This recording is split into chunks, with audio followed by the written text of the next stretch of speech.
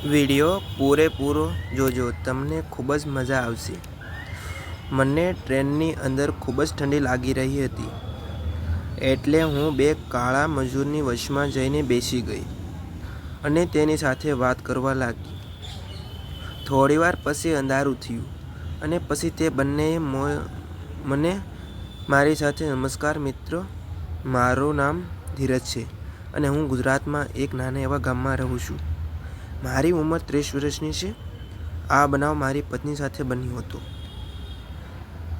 મારી પત્નીનું નામ સીમા છે અને તેની ઉંમર 28 વર્ષની છે. તે જોવામાં ખૂબ જ સુંદર છે અને આ એક સત્ય ઘટના છે જે અમારા પતિ પત્ની સાથે બની હતી અને આ ઘટના પછી અમે બંને ખૂબ જ ખુશ થઈ ગયા. મારા નવા લગ્ન થયા હતા. અમે ખૂબ જ એન્જોય અને મોજ મસ્તી જિંદગી જીવતા હતા. લગ્નના 6 મહિના પછી અમે બંને એક દિવસ ટ્રેનની લાંબી મુસાફરી માટે નીકળ્યા. સાંજના લગભગ 6 વાગ્યે અમે ટ્રેનની અંદર ચડ્યા. આજે અમારી ટ્રેન આખી રાત કાઢવાની હતી અને ટ્રેનમાં ખૂબ જ ભીડ હતી. અંદર બેસવા માટે કોઈ સીટ ઉપર જગ્યા ન હતી. અમે થોડી વાર માટે ઊભા રહ્યા. પછી અમે સ્લીપર કોચમાં પહોંચી ગયા. તે દિવસે મારી પત્નીએ સુંદર મજાની બ્લુ કલરની સાડી પહેરી હતી અને તેની અંદર તે રોકેટ બોમ્બ લાગી રહી હતી. ટ્રેનમાં ઘણા મુસાફરોની નજર તેની ઉપર હતી. અત્યારે ઠંડીની મોસમ ચાલી રહી હતી. થોડી વાર પછી અમે ટ્રેનમાં બેસવા માટે થોડાક જગ્યા હોય તે જગ્યાની અંદર એક વ્યક્તિ જ બેસી શકે એમ હતું. મેં મારી પત્નીને કહ્યું કે તું તે સીટ ઉપર બેસી જા. તો મારી પત્નીએ મને કહેવા લાગી કે તમે થાકી ગયા છો એટલે તમે બેસી જાઓ. તેની સામે બે કાળા રંગના બિહારી મજૂર બેઠા હતા. તેની ઉંમર લગભગ 30-32 વર્ષની હશે. મેં તેને કહ્યું, શું તમે મારી પત્નીને તમારી સીટ ઉપર બેસાડવા માંગો છો? તો તેણે કહ્યું, હા, તમે અમારી સીટ ઉપર બેસી શકો છો. અમે બંને એક્ઝિટ કરીને સૂઈ જઈશું. મને તે મજૂર સારા સ્વભાવના લાગ્યા એટલે તે ખુશ થઈ ગયો અને મારી પત્ની પણ ખુશ થઈને તેની સીટ ઉપર બેસી ગઈ. જેમ જેમ રાત આગળ વધી રહી હતી તેમ તેમ ઠંડી ખૂબ જ વધી રહી હતી. બારીમાંથી આવતી ઠંડી હવાઓને લીધે ક્યારે મને ઝોકું આવી ગયું ખબર જ ન પડી.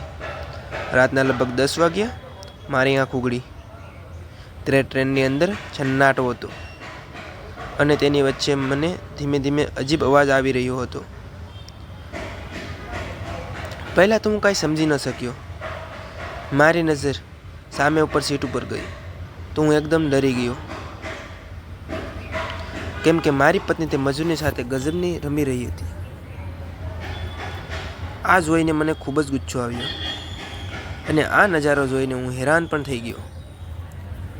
મારી સાથે આ શું થયું છે? મારી પત્નીને આજે શું થઈ ગયું? તે મને ખૂબ જ પ્રેમ કરતી હતી અને આજે તે બે અજાણ્યા મજૂરોની સાથે ઢીંગા મસ્તી કરી રહી છે. આ વાત મારી સમાજમાં આવતી નહોતી. તેને જેવી સંસ્કારી મહિલા જે મારાથી પણ શરમાતી હતી તે આજે આટલી બધી કેમ પાગલ થઈ ગઈ છે? જો ગુસ્સામાં આવીને જોરથી બોલું તો બધા લોકો જાગી જાય એટલે હું ચૂપ રહ્યો અને મારી છાતી ઉપર પથ્થર રાખીને એમ જ જોતો રહ્યો. થોડી વાર પછી તેની રમત પૂરી થઈ. બંને મજૂર થાકીને સૂઈ ગયા. મારી પત્ની બાથરૂમ જોવા માટે બાથરૂમ તરફ જવા લાગી.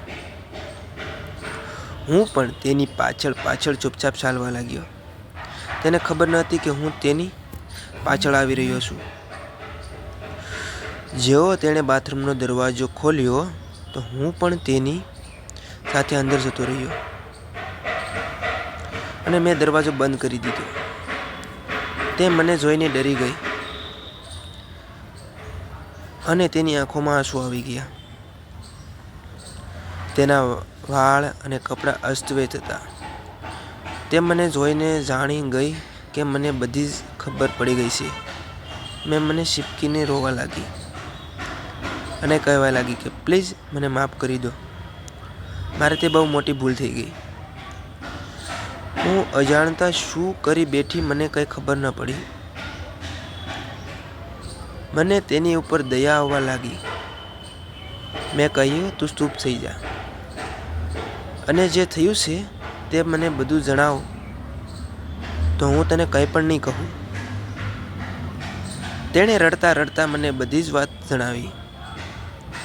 મેં તેને માફ કરી દીધી અને અમે બંને બહાર આવ્યા. બહાર આવીને જોયું તો મજૂર ત્યાં ન હતા.